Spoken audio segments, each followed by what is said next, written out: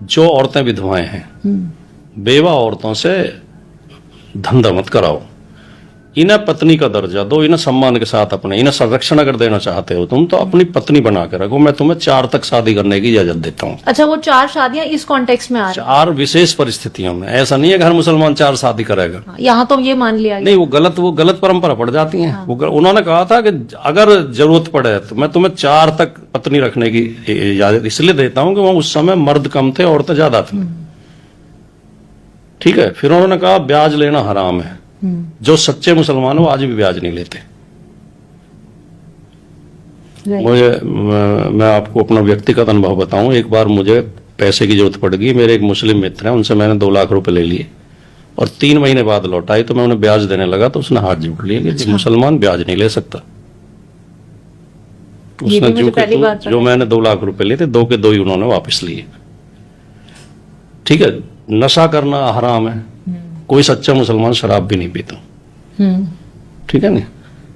और उन्होंने ये जो हमारे वेद में है, जो हमारा वेद कहता है, वही मोहम्मद साहब ने कहा कि ईश्वर एक है और उसका कोई तस्वीर नहीं है। ये जो हमारे यहाँ मूर्ति बनाएंगे तो बाद में बनाएंगे। वेद तो कहता है ईश्वर निराकार है, निर्गुण निराकार, कण कण में व्याप्त है, हर जगह ईश्वर है। ये इस्लाम मानता है। अब इस्लाम जो कहता है कि ला इलाहा इल्लल्लाह, वो कहते हैं और कोई दूसरा खुदा नहीं है उस खुदा के अलावा। तो उसका नाम हम कुछ भी दे लें, वो खुदा कह रहे हैं, हम ईश्वर कह रहे हैं, ईसाई गॉड कह रहे हैं, हमारे सिख भाई वाहिगुरु कह रहे हैं, लेकिन वो है एक ही। ठीक है नहीं। मैंने एक गजल लिखी थी, मेरी अपनी लिखी हुई है, कि कुछ कट्टर हिंदू कट्टर मुसलमान हैं दोनों तरफ, वरना ज्यादा तादाद में इंसान हैं दोनों तरफ, और हमने कितने रूप कितने नाम उसको दे दिए, एक ही अल्लाह या भगवान है दोनों तरफ।